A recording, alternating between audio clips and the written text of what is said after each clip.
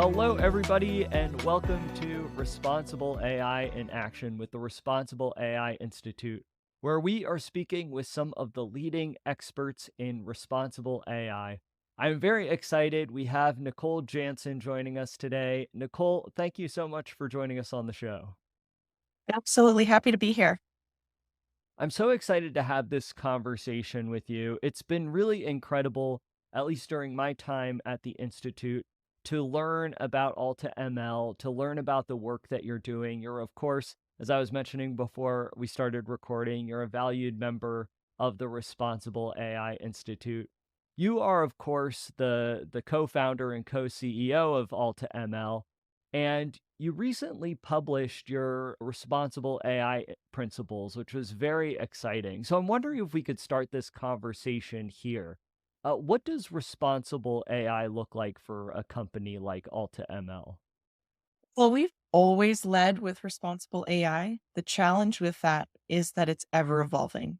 What was best practices a year ago aren't best practices today. And we've actually been very thankful to work with the Responsible AI Institute to help keep us at the forefront. And much like everything in tech, as technology evolves, we have to ensure that we continually iterate on our principles and our practices because you can put a few words on your website, but that is just the start. And so we have a dedicated working group that is in place. We're constantly looking at, are we doing this the best way we can? Are we on the forefront of practices? But also, us being a leader in the field is only part of it. We want to lead by example and we want to encourage others to do the same. So, creating awareness and empowerment are a really big part of our principles in how we roll them out, not only within, but to all of our partners as well. Yeah, that really is a key element is not only the practice of it, but also the awareness of it as well, and being able to share how responsible AI is impacting industries across the world and how important it is for responsible AI to be the foundation. Just because AI is going to continue to change and evolve over time. Of course, Quartz recently released an article just this past week that Mustafa Saleyman of Microsoft's chief AI executive said that AI is the fastest and most consequential wave of creation ever. And he said that we must have the courage to confront the potential dark scenarios of AI to get the most out of AI's potential benefits. He went as far to say that AI is the newest wave of creation since the start of life on Earth, which is quite a bold statement. And I would love to hear your thoughts on this, Nicole. Would you go as far to say this? Is he right? And how may he be wrong in making these statements? He wants to create this conversation around AI that it's more than just a tool. It really is revolutionizing the way in which we live our daily lives. Well, to start with, I wholeheartedly agree with much of what he's saying. But what I see he's talking about is what AI could be, not what it is today. And while I agree, we need to keep in mind what AI could be because researchers and big tech are all focusing their attention on what could be. The difficulty I have with articles like this is I actually feel like they're a distraction from what's possible today. And they push everyone to fall into the trap that he specifically identifies in that article that he's most fearful of when he says the AI industry faces a risk of falling into the pessimism aversion trap when it could actually have the courage to confront the potential of dark scenarios to get the most out of AI's potential benefits.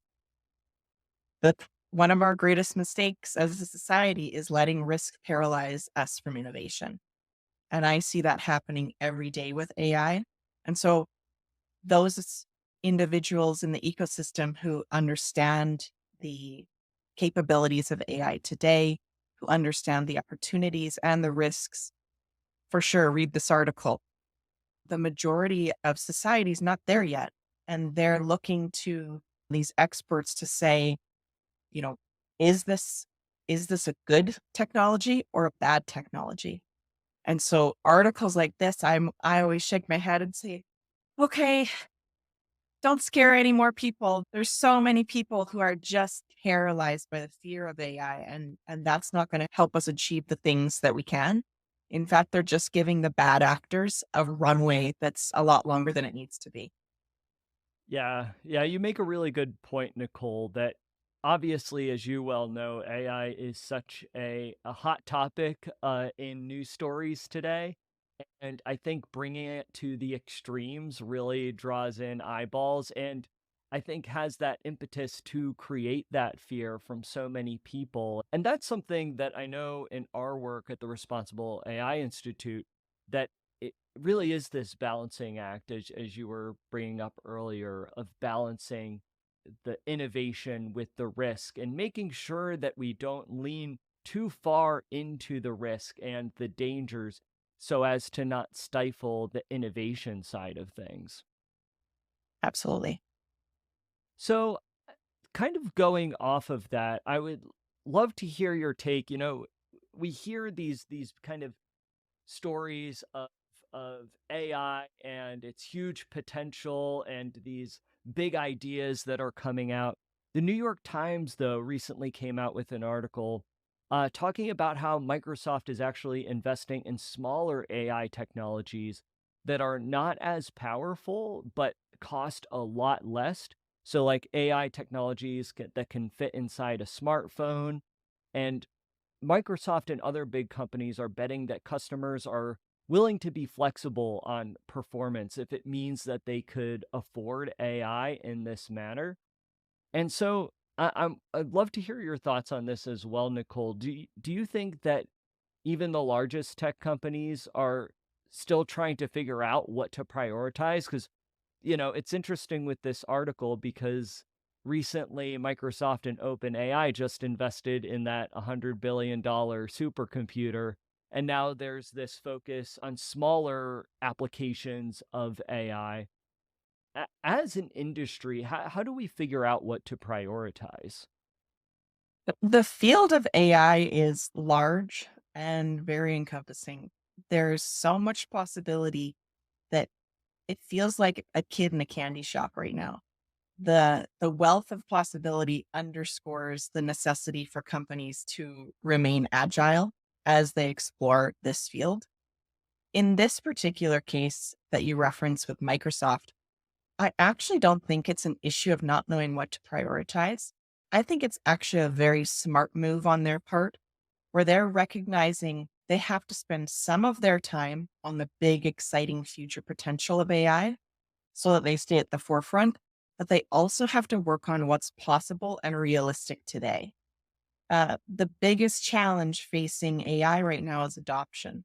And there's a lot of factors involved in that challenge, one of which is the lack of compute power available. And this addresses that challenge by not only continuing to invest in building compute power, but they're also saying, and here's a way of using less compute power to kind of tackle that problem from two directions. And then also the fear of change is a really big part of adoption. And if you think about, the word supercomputer, that sounds terrifying. I need a supercomputer to do this? Oh my gosh, right? But my cell phone can do AI. Oh, well, that sounds like a cute little AI. That's no problem, right? We're our cell phones have been using AI for a very long time, long before ChatGPT made the world wake up to AI. We all know about our Facebook ads suddenly talking about something, showing us things that we have just been talking to our friend about. There's all tons of AI incorporated in our cell phones, and we've all adjusted to that now. And I don't think any of us feel that it's scary AI, it's just there. And so I do think this is a very smart move on Microsoft's part because they are saying, yes, we do need these supercomputers to take advantage of what's possible in the future, but let's be realistic about where we're at today. Yeah. Yeah, that actually makes a lot of sense, Nicole. It relates back to the Quartz article that we were talking about earlier with Saleyman saying, highlighting the potentials of AI down the road. but then also highlighting, okay, what can we be doing now? What can we be focusing on now to harness the power of this technology? And of course, doing so in a responsible way. Nicole, I can't thank you enough for taking the time out of your schedule to join us for Responsible AI in Action today. And I also just really appreciate your work and your leadership in this space as well. It's because of people like you that we are able to work towards a positive AI future where we have responsible AI practices in place to mitigate those risks while also paving the way for exciting innovation down the road as well. So I was really glad that we were able to have this conversation. Where could our viewers find out more information about you and all the work that you're doing with AltaML? I would say hit us up on our website, altaml.com, altaml.com, or ping me on LinkedIn. Happy to chat. Great. Well, I'll make sure to include the resources to those various links in our show notes. So, listeners out there, all you have to do is scroll down, and in the show description, you'll be able to access those links. Nicole, thank you so much again for taking the time to join us. Thank you.